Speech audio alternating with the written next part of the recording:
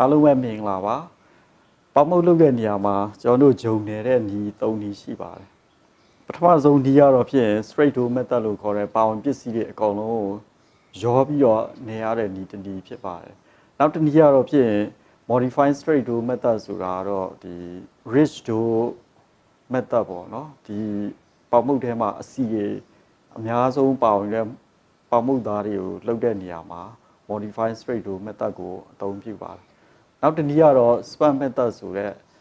ဒီအချင်းဖောက်ပြီးတော့မှပြန်နေရတဲ့မုတ်သားဖြစ်ပါတယ်အဲ့တော့ straight to method လုပ်မယ်ဆိုလို့ရှိရင်ကျွန်တော်တို့ဒီပထမဦးဆုံးကျွန်တော်တို့ဂျုံထည့်မယ် yeast ကိုဒီဘက်မှာထားရင်စားကိုလည်းကျွန်တော်တို့ဒီဘက်တစ်ဖက်မှာပြန်ထားဖို့လိုပါတယ်စားနဲ့ yeast ထိတဲ့အချိန်မှာဘာဖြစ်နိုင်လဲဆိုတော့ကျွန်တော်တို့ဂျုံကပွားသိမ့်သလောက်မပွားဘူးပေါ့နော်အဲ့လိုဆိုတော့တစ်ခါကြီးလဲအချိန်ကြာမယ်တခါကြီးလဲပေါင်ဖူးကမပွားပဲနဲ့မကြည့်ကြီးဖြစ်နေနိုင်တာပေါ့အခုဆက်ပြီးတော့ကျွန်တော်ဒီတကြားအုပ်ထည့်မယ်ထောပတ်ကိုထည့်မယ်ကြက်ဥကိုထည့်မယ်ဒီလိုထည့်ပြီးတဲ့အချိန်မှာကျွန်တော်တို့ဒီလိုလေးမွေပလိုက်ပေါ့နော်ဘာဖြစ်လဲဆိုတော့ yeast နဲ့စားနဲ့ဓာတ်ရိုက်မထိတွေ့မှုလျော့နေအောင်ကျွန်တော်တို့အဲ့လိုပြန်မွေပေးလိုက်နော်အဲ့ဒါပြီးမှကျွန်တော်ရေထည့်မယ်ပါဝင်ပစ္စည်းတွေအားလုံးရောသွားအောင်ပြန်ပြီးတော့နယ်ပြီးဖို့လိုပါတယ်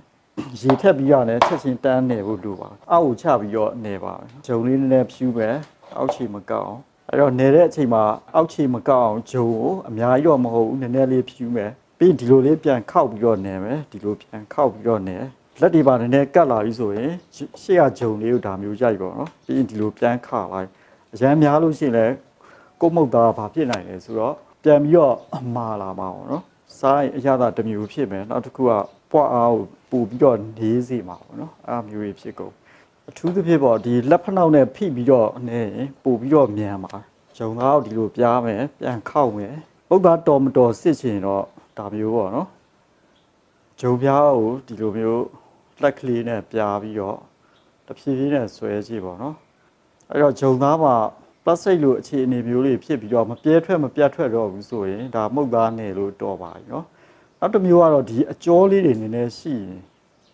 အကျော်လေးတွေနော်အဲ့ကောင်လေးတွေနည်းနည်းရှိမယ်ဆိုလို့ရှိရင်ဒါကျွန်တော်တို့နည်းလေးပို့ပြီးတော့ချောအောင်ပြန်နေပြီးပို့ကောင်းပါတယ်နော်အဲ့တော့ဒါအကျော်လေးနည်းနည်းကြံတဲ့အတွက်ထပ်ပြီးတော့နေမယ် recipe တစ်ခုထဲမှာရေကိုဒီလောက်ထည့်ရမယ်ဒီအတိုင်းတာဆိုမဲ့ကိုသုံးတဲ့ဂျုံပေါ်မူတည်တော့ရေစုပ်အားရှိပါတယ်ဒါကြောင့်မလို့ကျွန်တော်တို့ဒီမုတ်သားအခြေအနေကိုကျွန်တော်တို့အပြော့အမာလေးတွေကိုဒီလိုဖိလိုက်ရင်ဂုံးလေးလိုဖြစ်နေရမယ်နော်။ကန်လိုက်လို့ရှိရင်ဒီလိုရာဘာလိုမမာကြီးဖြစ်နေဘာလုပ်ရမလဲဆိုတော့ရေပြန်ပြီးတော့ရောပြီးလို့ရတာပေါ့နော်။ရေနည်းနည်းပြန်ရောမယ်။ရောပြီးတော့နည်းနည်းလေးပြန်ပြီးတော့ပြော့လာတဲ့အထိကျွန်တော်တို့ပြန်ပြီးတော့နေဖို့လိုပါတယ်။အခုဆိုလို့ရှိရင်ဥဒ္ဒါလေးကပို့ပြီးတော့ plastic လိုပုံစံမျိုးပါးလော်လေးဖြစ်လာပြီနော်။အဲ့လိုဆိုတော့ဒီကောင်လေးကိုကျွန်တော်တို့ကမပြဲထွက်တော့ဘူးဆိုရင်ဒီနေရာမှာတင်ရပ်ထားလို့ရပါပြီနော်။အဲ့တော့ဂျုံနယ်လို့တော်ပြီးဆိုရင်ကျွန်တော်တို့ဒီဂျုံသားလေးကိုအနားပေးရမယ်နော်နားပေးတဲ့အချိန်မှာဂျုံသားကိုဒီလိုပြားမယ်ရှိသမျှအလဲတွေကိုကျွန်တော်တို့စုပေးမယ်နော်ဒီအောက်ခြေလေးတွေကိုပေါ့ဒီလက်ဆောင်လေးနဲ့နော်ဒီလက်ဆောင်လေးနဲ့ဒါမျိုးလေးတုံးပေးပေါ့ဂျုံလေးအားလုံးကအောက်ခြေကိုသွားစုပေးသလိုဖြစ်သွားဒါဆိုလို့ရှိရင်ဒီလိုမျက်နှာပြင်တင်းတင်းလေးပေါ့နော်တင်းတင်းပြောင်ပြောင်လေးရမယ်အားပြီးလို့ရှိရင်ကျွန်တော်တို့ဒီပေါ်မှာလေတလရင်မချောက်သွားအောင်ပေါ့ပလတ်စတစ်နဲ့ပဲဖြစ်ဖြစ်ကျွန်တော်တို့ဇလုံးတစ်ခုနဲ့ပဲဖြစ်ဖြစ်အုပ်ထားပြီးတော့အနားပေးလို့ရပါတယ်နော်အဲ့တော့ဒီဂျုံသားလေးကိုကျွန်တော်တို့ဒီဘူထဲမှာထည့်မယ်အောက်ခြေမကောက်အောင်ဂျုံနေနဲ့ဖြူရအောင်နော်အပေါ်မှာမျက်နှာပြင်မချောက်အောင်ပလတ်စတစ်နဲ့ပြန်အုပ်ပေးပဲနော်ဒါလေးကိုကျွန်တော်တို့ဘလောက်အတိုင်းတာထိအနားပေးမလဲဆိုတော့နာရီွက်ပေါ့နော်နာရီွက်လောက်အနားပေးပြီးရင်ဘာလုပ်မလဲဆိုတော့နောက်တစ်ချိန်အဲ့လိုပဲလေထုတ်မယ်ပြန်လုံးမယ်ပြီးတော့ဒုတိယတစ်ချိန်အဲ့လိုပဲ plastic နဲ့အုပ်ပြီးတော့တောက်နာရီပဲပေါ့စုစုပေါင်းတစ်နာရီအချိန်ပေါ့နော်အဲ့လောက်အချိန်လေးအနားပေးဖို့လိုပါတယ်အဲ့တော့ဂျုံသားကိုကျွန်တော်တို့အနားပေးပြီးတဲ့အချိန်မှာဂျုံသားငကိုမူလာတဲ့တဆနီးပါပေါ့နော်ကြီးလာပဲအပြီးဒါမျိုးလန်ပြီးတော့လေကိုကျွန်တော်တို့ရိုက်ပြားမယ်လေထွက်သွားမယ်နော်အထဲမှာရှိတဲ့ကာဗွန်ဒိုင်အောက်ဆိုက် gas တွေထွက်သွားပြီးရင်ပထမအတိုင်းပဲဒါမျိုးပြန်လုံးပေးရမယ်နော်အားလုံးအလဲကိုစုမယ်ဆက်ရည်ရှိတဲ့ဘက်ကိုအောက်ပြန်ထားပြီးတော့ပြန်လုံးပေးမယ်နော်လက်ဆောင်လေးကိုဒီဂျုံအောက်ကိုဒါမျိုးတွန်းပေးပဲနော်တွန်းပေးလို့ရှိရင်တဖြည်းဖြည်းနဲ့ဂျုံသားကလုံးလာမယ်အဲ့ပြီးမှကျွန်တော်တို့ဒီ သူ့ဘိုးတွေပဲပြန်ထည့်မယ်ထည့်ပြီးလို့ရှိရင် plastic နဲ့ပြန်ပြီးတော့ထပ်အုပ်မယ်နော် plastic နဲ့အုပ်ပြီးလို့ရှိရင်ပထမအတိုင်းပဲပေါ့နော်နာကြီးွယ်ထပ်ပြီးတော့နာပြီးပဲအဲ့ဒါပြီးမှကျွန်တော်တို့လူချင်းတဲ့ပုံစံလေးတွေကိုပြန်ပြီးတော့လှုပ်ပြီးတော့အလုံးလေးတွေလူချင်းနဲ့အလုံးလေးတွေဖြတ်ပြီးတော့ချိန်မယ်ဒါမှမဟုတ်မူကွက်ကြီးကြီးတွေနဲ့ထက်ချလို့ရှိရင်လည်းအဲ့ဒီ site အတိုင်းကျွန်တော်တို့ဖြတ်ပြီးတော့ပြန်လှိပ်ပြီးအဲ့တော့အခုဒါဂျုံသားကိုကျွန်တော်တို့ဒုတိယအချိန်ပေါ့နော်အနားပေးတဲ့အချိန်မှာမူကွက်ကိုပေါ့နော်ဒီမူကွက်လေးကိုကျွန်တော်တို့အထဲထဲမှာစီတုပ်ထားမယ်ကျွန်တော်ကတော့နည်းနည်းလေးဗတာနဲ့ပြန်ပြီးတော့တုပ်ပေးမယ်နော်ထောပတ်စီလေးနည်းနည်းလေးတုပ်ပေးလိုက်မယ်အဲဆိုလို့ရှိရင်လွယ်ကူကူနဲ့ဆွဲထုတ်လို့ရတာအဲ့တော့ဒီမှာဒုတိယအချိန်အနားပေးပြီးတော့ပွာလာတဲ့ဂျုံသားကိုဒါမျိုးပြန်လန်းအဆက်ရည်ရှိတဲ့ဘက်ကိုအပေါ်ကိုပြန်ထားပြီးတော့ထားပေးပြီးရင်ကျွန်တော်တို့ဒါကိုဒါမျိုးလက်ဖနှောက်နဲ့ရိုက်ပြမယ်လေပေါက်တွေမရှိအောင်ပေါ့နော်ဒါမျိုးလေထုတ်ပေးရမယ်ပုံစံလေးကို၄တောက်လေးဖြစ်အောင်ပေါ့လုပ်ပေးမယ်နော်ပြီးမှကျွန်တော်တို့တလိမ့်ချင်းလိမ့်မယ်နော်ဒါမျိုးတစ်ချက်လိမ့်မယ်လက်ဖနှောက်နဲ့ဒီအဆက်ရနေရာကိုပဲဖိပေးမယ်အပြီးနောက်တလိမ့်လိမ့်မယ်လက်ဖနှောက်နဲ့အဆက်ရကိုတိတိကျတောက်လျှောက်ကတ်သွားအောင်ရိုက်ပေးမယ်နော်နောက်တလိမ့်သွားမယ်အပြီးရင်ဒီလိုလေးလိမ့်မယ်ပြီးကျွန်တော်တို့ဒီလိုအကွဲချောင်းပေါ့နော်အဲကျွန်တော်တို့ဒီအဆက်ရရှိတဲ့နေရာကိုဟိုအောက်ဆုံးမှထားမယ်နော်အဆက်ရတွေကိုဘေးတွေအပေါ်တွေထားမိရင်ပေါမိုးကဖုတ်ပြီးလို့ရှိရင်အကွဲချောင်းတွေဖြစ်သွားနိုင်တယ်နော်ဒါကြောင့်မလို့ကျွန်တော်တို့အောက်မှာပဲထားမယ်စီတုပ်ထားတဲ့မူကွက်ထဲကိုထည့်ပြီးမယ်မျက်နှာပြင်တော့ညီပြီးသားဒါမဲ့နည်းနည်းလေးလက်သီးနဲ့ကျွန်တော်တို့ထိုးပြီးတော့ပြားပြီးမယ်နော်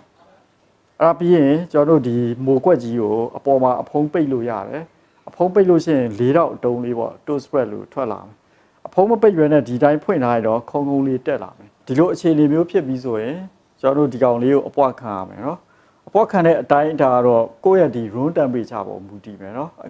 အခန်းအပူချိန်ရှိရင်ပို့ပြီးတော့မြန်မယ်အခန်းအပူချိန်ကအေးနေမယ်ဆိုလို့ရှိရင်အပွားနေမှာပေါ့နော်ဒါပေမဲ့ဘယ်တိုင်းတာဒီဖြစ်ဖို့လိုလဲဆိုတော့ဒီမိုခွက်လေးပေါ့ဖြစ်ဖို့လက်တစ်လုံးအလိုရအောင်ဖုတ်လို့ရပြီအဲဒါဆိုအနေတော့ပဲနော်အခုလောဆယ်အပွားခံတာလိုက်မယ်နော်အဲ့တော့တကယ်လို့သူ့အဖုံးမအုပ်ဘူးဆိုလို့ရှိရင်ကျွန်တော်တို့အပေါ်မှာဒီ plastic လေးတော့အုပ်ထားအောင်နော်ဟုတ်လို့ရှိရင် room temperature အပြင်မှာအပွားခံလို့ရှိရင်ဘာဖြစ်နိုင်လဲဆိုတော့အရေကုန်တွေပါလေခြောက်သွားတာတွေဖြစ်မယ်နော်အပွားခံချိန်ကြာလို့ရှိရင်အဲ့တော့ကျွန်တော်တို့ဒီပေါပုတ်သားလေးကလက်တစ်လုံးသားရောက်လာပြီပေါ့နော်ဒါဆိုလို့ရှိရင်ဖုတ်လို့အဆင်ပြေဖြစ်ပါတယ်အဲ့တော့မီးအားလဲ180အပြည့်ရှိရတဲ့ကျွန်တော်တို့ဒီကောင်လေးကိုထည့်ဖုတ်လို့ရပါတယ်အဲ့တော့ဒီပေါပုတ်လေးကိုကျွန်တော်တို့မိနစ်20လောက်ဖုတ်ပြီးတဲ့အချိန်မှာပေါ့နော်အပေါ်မှာထောပတ်စီလေးနဲ့ပြန်ပြီးတော့တုပ်ပြီးပဲဘာဖြစ်လဲဆိုတော့နည်းနည်းလေးပေါပုတ်သားပျော့သွားအောင်ပြီးတော့အယောင်လဲပို့ပြီးတော့တက်သွားအောင်ထောပတ်စီလေးနဲ့ပြန်တုပ်ပြီးတာပြီးပါပြန်တဲ့အချိန်လေးတွေကျွန်တော်တို့အယောင်တက်လာတဲ့အထိပြန်ဆက်ဖုတ်ပေးရပါမယ်အဲ့တော့ကျွန်တော်တို့နာရီခွဲကြာဖုတ်ပြီးတဲ့အချိန်မှာပေါပုတ်လေးကကျက်သွားပါပြီကျွန်တော်တို့အခုဒါလေးကိုအေးခံမယ်အဲ့တော့ဒီပေါမိုးကတော့ကျွန်တော်တို့ straight dough method နဲ့လုပ်တဲ့ပေါမိုးအမျိုးအစားဖြစ်တယ်အဲ့လိုဆိုတော့ဒီပေါမိုးလေးကိုအေးခံပြီးတော့အေးလာတဲ့အချိန်မှာကျွန်တော်တို့ဓာတ်နဲ့ပေါ့နော်လက်တစ်လုံးဖြစ်လက်နှလုံးဖြစ်ကိုလူချင်းနဲ့အထူအပါလေးတွေဖြတ်ပြီးလို့ရှိရင်ကိုနှစ်သက်ရဂျမ်လေးနဲ့လည်းစားလို့ရတယ်နောက်တစ်ခုကဒီထဲမှာအသားညှပ်ပြီးတော့အသားညှပ်ပေါမိုးလေးတွေပေါ့ကိုကြိုက်တဲ့အသားငါးတွေဟင်းသီးဟင်းဘက်တွေဒါလေးတွေနဲ့ရောပြီးတော့စားသုံးနိုင်ပါတယ်အခုနောက်တနည်းဂျုံနေတဲ့ method ကတော့ဖြစ် modified straight dough method လို့ခေါ်ပါတယ်အဲ့တော့ဒီ modified straight dough method ကအများအဖြစ်ဂျုံထဲမှာကျွန်တော်တို့ဒီအစီပါဝင်မှုများတဲ့ဟာတွေပေါ့ rich dough တွေမှာအများအဖြစ်အသုံးပြုပါတယ်စစချင်းလောက်တာတော့ကျွန်တော်တို့ဒီရေရယ် yeast ရယ်ကိုရောပြီးတော့ဖြော်ပါမယ်အဲ့တော့ရေနဲ့ yeast ကိုရောဖြော်ပြီးတော့ yeast ကလည်းရေထဲမှာပျော်ပြီးတော့နေတဲ့အခြေအနေမျိုးဖြစ်အောင်မွေပေးမယ်အပြင်ဒါလေးကိုခဏထားရမယ်အဲ့တော့ဒီဘိုးတစ်ခုထဲမှာကျွန်တော်တို့ဒီပါဝင်ပစ္စည်းဖြစ်တဲ့ထောပတ်ကိုထည့်မယ်အပြင်တကြားတွေထည့်မယ်စားကိုထည့်မယ်ပြီးရင်အားလုံးရောပြီးတော့မှုရမယ်ထောပတ်ရဲ့တကြားရဲ့စားရဲ့ရောသွားရင်အဆင်ပြေပါတယ်ထောပတ်ကိုဖြူလာတဲ့အထိရိုက်ပေးစရာတော့မလိုပါဘူးအဲ့တော့ဒီလိုအခြေအနေမျိုးဖြစ်လာရင်ကျွန်တော်တို့ကြက်ဥကိုဆက်ပြီးတော့ထည့်ပြီးမယ်နော်ကြောက်ကြက်ဥနဲ့လည်းအဲ့လိုပဲအားလုံးရောသွားရင်ရပါပြီဒီလိုအတိုင်းအတာလေးဖြစ်ရင်အဆင်ပြေပါအားပြီးမှကျွန်တော်တို့ဒီထဲမှာဂျုံထည့်မယ်အဲ့ဒါပြီးရင်ကျွန်တော်တို့ yeast နဲ့ရေနဲ့ဖြော်ထားတဲ့အရည်ပေါ့ဒါလေးကိုထည့်ပြီးမယ်နော်အားပြီးကျွန်တော်တို့နယ်လို့ရပါပြီတော့ဒီလိုအခြေအနေမျိုးရကျွန်တော်တို့ဘိုးကနေထုတ်မယ်လက်မှာဒါမျိုးတွေကတ်နေရင်ဒိုးကတ်တာနဲ့ဒါမျိုးပြန်ချစ်ချလို့ရတယ်ဂျုံလေးကိုကျွန်တော်တို့လက်မှာမကောက်အောင်ဒါမျိုးရိုက်မယ်ပြီးရင် ဂျုံသားကိုဒါမျိုးလက်ဖက်နှောက်နဲ့ဖိပြီးနော်ပြီးမှပြန်ခောက်မယ်လုံးလုံးလေးဖြစ်ရင်ပြန်ခောက်မယ်ပြားပြီးပြန်ပြီးတော့ခောက်မယ်လက်ဖက်နှောက်နဲ့နေအောက်ခြေကကတ်လာရင်ဂျုံလေးနည်းနည်းဖြူမယ်နော် modify straight roll method နဲ့လုပ်တဲ့ဂျုံသားတွေကများဖြစ်ဒီပေါမုတ်တွေကဘာတွေလဲဆိုတော့အထဲထဲမှာအချိုများတယ်နောက်တစ်ခုကအစီပေါ့ထောပတ်တွေမာဂျရင်းတွေစီတွေပါဝင်မှုပိုများတာပေါ့နော်နောက်တစ်ခုကကြက်ဥတွေပါပို့ပြီးတော့များတယ်အားကြောင့်မလို့သူတို့လုပ်တဲ့အချိန်မှာကျွန်တော်တို့ဒီ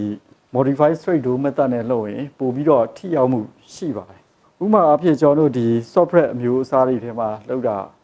ကျွန်တော်တို့ပြင်သစ်ပေါမုတ်တွေပေါ့နော် brush bread တို့ပါတို့အဲ့ကောင်တွေပို့ပြီးတော့ဒီနီးနဲ့လုပ်ကြတာပေါ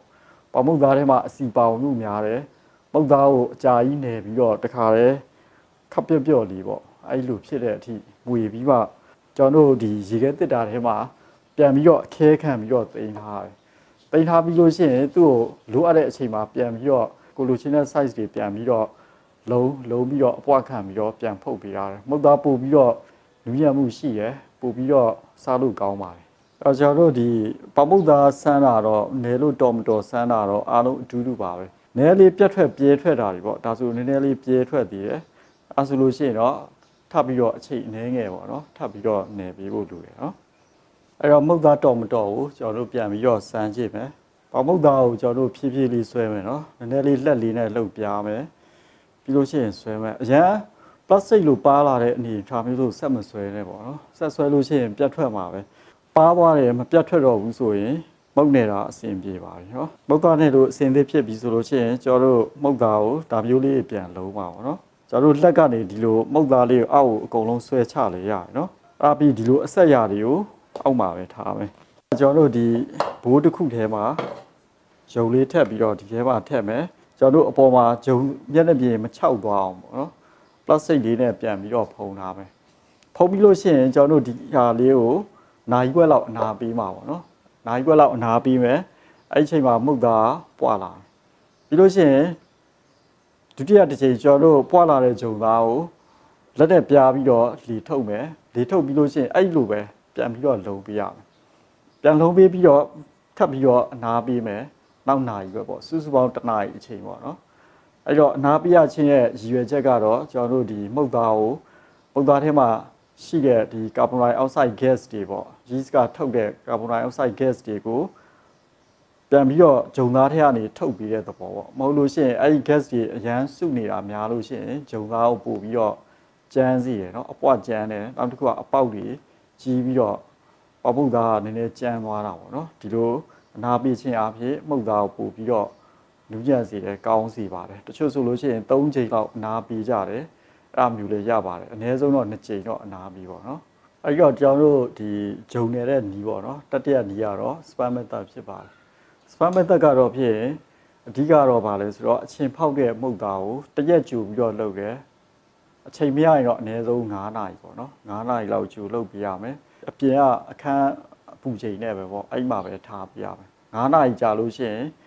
်ဘာဖြစ်လာမလဲဆိုတော့ပွားပြီးတော့အချင်းပေါက်လာမယ်အဲ့ဒါလေးကိုကျွန်တော်တို့ကနောက်ထပ်ထပ်နေမဲ့မုတ်သားထဲမှာပြန်ထည့်ပေးအောင်ပါပဲเนาะတချို့ကတော့ဖြစ်ရင်ဒီဟာကိုတစ်ပတ်စာကြိုလုပ်လေရပါတယ်เนาะအချင်းဖောက်တဲ့မုတ်သားတွေများများလုပ်မယ်ပြီးလို့ရှိရင်ရေခဲတစ်တာထဲမှာကျွန်တော်တို့တင်ထားမယ်တင်ထားပြီးရင်လိုအပ်တဲ့လောက်လေးတွေပေါ့နေ့စဉ်ထုတ်သုံးလို့ရပါတယ်เนาะအဲ့လိုဆိုတော့ဒီအချင်းဖောက်တဲ့မုတ်သားနဲ့လုပ်တာတော့အများဖြင့်ကျွန်တော်တို့ဒီပေါမုတ်ကျန်းတွေပေါ့ hybrid အမျိုးအစားတွေမှာပို့ပြီးတော့အသုံးများပါတယ်เนาะဒါပေမဲ့တခြား software တွေမှာလည်းကျွန်တော်တို့သုံးကြတယ်တချို့ recipe တွေထဲမှာလည်းထည့်သုံးရပါတယ်အဲ့တော့အဓိကတော့ဗာလဲဆိုတော့ပမုတ်သားကိုပွားအားကောင်းစီရယ်ပွားအားကောင်းတဲ့အတွက်ပမုတ်သားကိုပို့ပြီးတော့ဒူးညံ့ပျော့ပြောင်းစီရယ်နော်ပို့ပြီးတော့လည်းစားလို့ရတာရှိပါတယ်အဲ့တော့အခု spam method ကိုစပြီးတော့လုပ်မယ်ဒီပါဝင်ပစ္စည်း3မျိုးပေါ့နော်ကျွန်တော်ဒီမှာ yeast ရယ်ရေရယ်ဂျုံရယ်အကုန်လုံးရောပြီးတော့ဒီဇွန်းနဲ့ပေါ့အားလုံးနှံ့သွားရင်ရပါဝေးတာနော်အဲ့ဒါလေးကိုအပေါ်မှာ plastic လေးပြန်ဖုံးမယ်ဒီက plastic ဖုံးတာတော့အပေါ်မှာအရေကိုနေပါလေခြောက်သွားတာတွေဖြစ်နိုင်တယ်နော်ဒါကြောင့်မလို့ကျွန်တော်တို့ plastic အုပ်တာအဲ့တော့ကျွန်တော်တို့ဒါလေးကိုရေခဲတစ်တာထဲတိမ်လို့ရတယ်အပြင်မှာလည်းထားလို့ရတယ်နော်ရေခဲတစ်တာထဲတိမ်ပြီးနောက်နေ့မှာကျွန်တော်တို့လုပ်မဲ့ဒီပေါမုတ်ချမ်းပေါ့ hybrid အမျိုးအစားတွေနဲ့ပြန်ပြီးတော့ရောသုံးလို့ရပါတယ်နော် အဲ့တော့ကျွန်တော်တို့လှုပ်ထားတဲ့ span တို့အချင်းဖောက်မှုတ်သားလေးကအစင်သေးဖြစ်နေပါတယ်เนาะဒီလိုပုံစံလေးဖြစ်နေမယ်ဒါလေးကိုကျွန်တော်တို့နောက်နေမဲ့ပေါမှုတ်သားပေါ့ပေါမှုတ်အချမ်း hybrid အမျိုးအစားပေါမှုတ်အမာတွေနဲ့ပြန်ရောပြီးတော့နေရုံပါပဲเนาะကျွန်တော်တို့ဒီအချင်းဖောက်မှုတ်သားနဲ့ဒီပေါင်ပစ္စည်းတွေကိုရောပြီးတော့မွေမယ်စားလွယ်ရင်ပေါ့เนาะဒီအချင်းဖောက်မှုတ်သားရဲ့ဒီပေါင်ရေတို့ yeast တို့ဂျုံတို့ကိုဒီဘိုးထဲမှာထည့်ပြီးတော့မွေမယ်เนาะကျွန်တော်တို့ဒီ yeast ရယ်ရေရယ်ဟောဒီအချင်းဖောက်မှုတ်သားပေါ့เนาะဒါလေးထည့်မယ်အပြင်ဂျုံထည့်မယ်ဒါလေးကိုကျွန်တော်တို့ဒါမျိုးလေးနေမယ်เนาะဒါမျိုးအခြေအနေဖြစ်သွားတဲ့အချိန်မှာကျွန်တော်တို့စားလေးထည့်မယ်เนาะအဲ့တော့ဒီလိုအခြေအနေမျိုးမှာတော့ကျွန်တော်တို့ပထမပိုင်းလုပ်ခဲ့တဲ့ဒီ straight dough method တို့ modified straight dough method တို့နဲ့ပုံစံချင်းပြန်တူသွားပြီပေါ့เนาะအားလုံးဂျုံသားပြန်ပြီးတော့လုံးလာတယ်เนาะကျွန်တော်နေပုံနေနီးကတော့အတူတူပါပဲเนาะအနာပေးခြင်းအဖြစ်ဘာဖြစ်မလဲဆိုတော့မုတ်သားကိုပို့ပြီးတော့နူးညံ့ပျော့ပြောင်းစေတယ်အထက်ထဲမှာရှိရဲ့လေပေါက်တွေစိတ်လေးပြန်ဖြစ်လာနိုင်တယ်เนาะတခြား method တွေနဲ့ကျွန်တော်တို့လုပ်ပြီးလို့ရှိရင်လည်းပုံစံထွက်လာတာချင်းကတော့အတူတူပဲဖြစ်မယ်ဒါပေမဲ့လုပ်ဖို့လုပ်နည်းတွေကွဲပြားမှုရှိတယ်နောက်တစ်ခုက method ကွဲပြားတဲ့ပုံမူတည်ပြီးတော့ကျွန်တော်တို့ပေါင်ပစ္စည်းတွေကလည်းမတူပါဘူးဒါကြောင့်မလို့ပုံစံရှိတော့တူပေမဲ့အရသာကွဲပြားမှုရှိမှာပါเนาะမှုတ်သားလည်းမတူပါဘူး